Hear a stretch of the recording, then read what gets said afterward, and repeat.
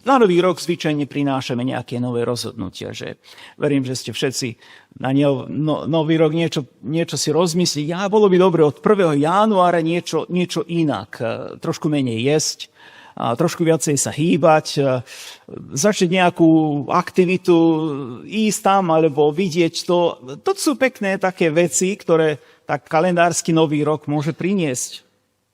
Keď rozmýšľame o novoročných rozhodnutiach všeobecne takých dobrých biblických rozhodnutia, prvé meno, ktoré sa nejako v kresťanskom svete vypláva na povrch, je meno amerického kazateľa Jonathana Edwardsa. On má napísaných tzv. 70 rozhodnutí.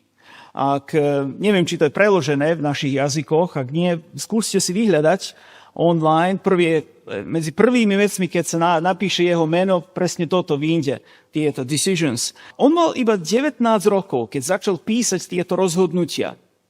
Ako si bude organizovať svoj čas, ako sa bude postavovať voči Bohu, ako sa bude postavovať voči zboru, aké princípy si zvolí.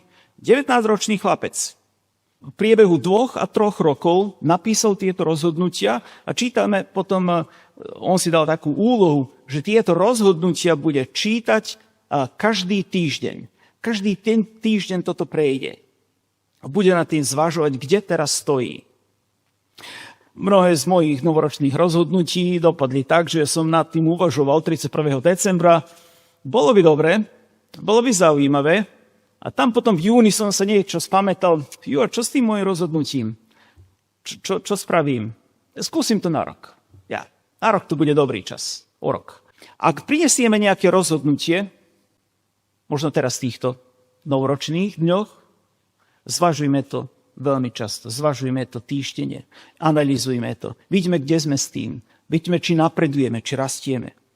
On nerobil toto iba na nový rok, ale nový rok mnohí uvažujú ako dobrý čas začať niečo dobré, tak skúsme nad tým aj na takýto spôsob uvažovať.